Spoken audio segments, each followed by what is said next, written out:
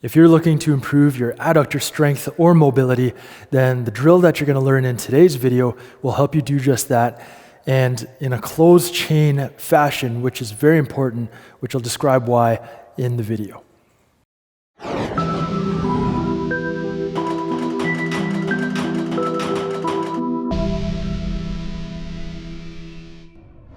Hey, it's Eric Wong here from Precision Movement, and today I've got an awesome drill to train your adductors.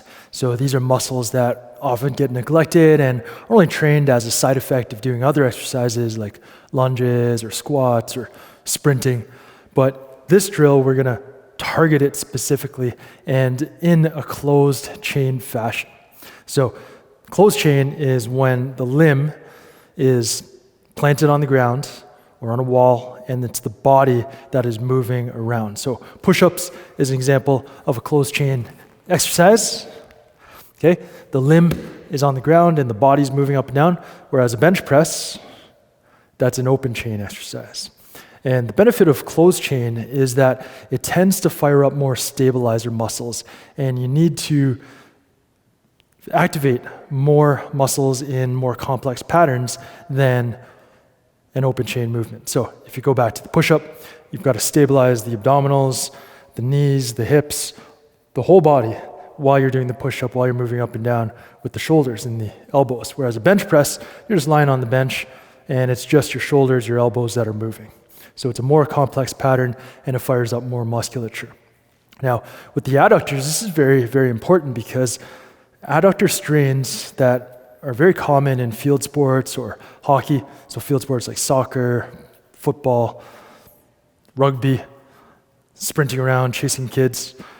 They're very common because when we stretch out wide, the adductors, we're not used to training them. So if we're cutting and we're turning, the adductors are being stretched, and we need those muscles to be strong at the end range.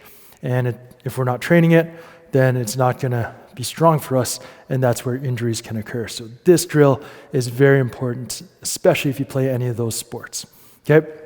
So in the title, I said it was inspired by Mortal Kombat, and you'll see why. Because if you're a Mortal Kombat fan like I was, when I played that game all the time, Sub-Zero,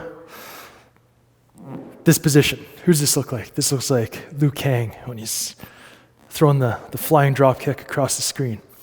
So this is the setup here. Imagine that your heel is on a plank, a 2x4 plank. You want your hand on the same plank. So if you've got hardwood floor or lines on the floor, line yourself up with that. That'll help you. Okay? You want to invert at the ankle. So turn the bottom of your foot down towards the ground. Keep the knee straight. This leg is bent and you're just kind of resting on the thigh and the hip. Okay? The hand, you're on the palm, the fingers are pointing that way, and your upper body, you want to maintain a good alignment. From here, all of the movement you want to generate and to come from the adductors. So what you're going to do is, before you even move, you drive the foot down into the ground, and that's going to fire these muscles up, it's going to activate them. And from there, think, pull myself up with these muscles, not pushing myself with the shoulders. Pulling myself up until my body's straight. Hold it. Keep driving the foot down into the ground. Keeping the adductors on. My body's in line here. Hold, and then lower down under control, continuing to drive the foot into the ground. And I'm trying to push this hip as close to the wrist as possible. There. Okay, so the descent where I'm going down towards the ground is is the most important part of this movement. That's the eccentric portion, and that's where a lot of injuries can occur when the muscle is being lengthened and it has to contract, but it doesn't have the strength or the control to contract and in whatever movement you're doing, and then you get a muscle pull or a muscle tear. Okay, so again, set up in alignment, this knee stays straight, this elbow stays straight the whole time, invert at the ankle, drive the foot down into the ground to pre-activate the adductors, and then focus on movement coming from the hip. The adductors are lengthening there, hold, keep breathing, Keep driving the foot into the ground, and then as you lower down, keep driving the foot into the ground. Bring this hip as close to that wrist as possible. And then place yourself on the ground very, very lightly. So we're developing control through the full range. We're not just dropping down to the floor. Okay? I feel like doing another rep on this side because this technique feels so good. Now, if you get set up into this position and you're feeling really tight, then just chill out here. Do a little bit of a passive stretch. If you find you just cramp up way too much over here, these muscles tend to activate to try to keep you in alignment, then you can back off a little bit.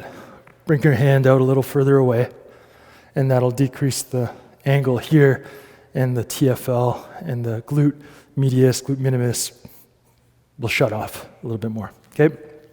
But if you can, get your hand right under your shoulder. Invert at the ankle, drive the foot into the ground, knees straight here, elbow stays straight here, and the movement starts with the adductors contracting. Hold anywhere from 5 to 10 seconds. Make sure you're breathing, staying tall, and then lower under control. Bring this hip as close to that wrist as possible. Place yourself on the ground very lightly, keeping the force down into the ground. Okay? So there you have what I call the Liu Kang side bridge. I didn't even tell you the name of that. That's what I call the Liu Kang side bridge. That technique is an amazing technique, like I said, for any field sport athletes. If you play soccer, you play tennis, where you're sprinting around and you have to change your directions, this is going to help to build resilience in the adductors to avoid adductor groin strains. Great technique. I recommend you doing anywhere from, start with 3 repetitions per side, 2 sets, and build yourself up to 3, 4 sets of up to 6 reps per side, holding for anywhere from 5 to 10 seconds. That is sufficient for this technique, and add it into your routine. You do it intensely a couple times a week for 4 to 6 weeks, and then you could taper it off and throw it in every once in a while. You could do other little exercises like this. Okay? So this is something to definitely add to your routine, and if you'd like to learn more techniques like this, then I invite you to check out my hip control course, which I'll throw a link at the end of this video if you want to see what that's all about. But that's where you'll learn new techniques in a progressive way to build up from current function to having fully functional hips in all ranges of motion. Okay, so you can check that out at the end of this video.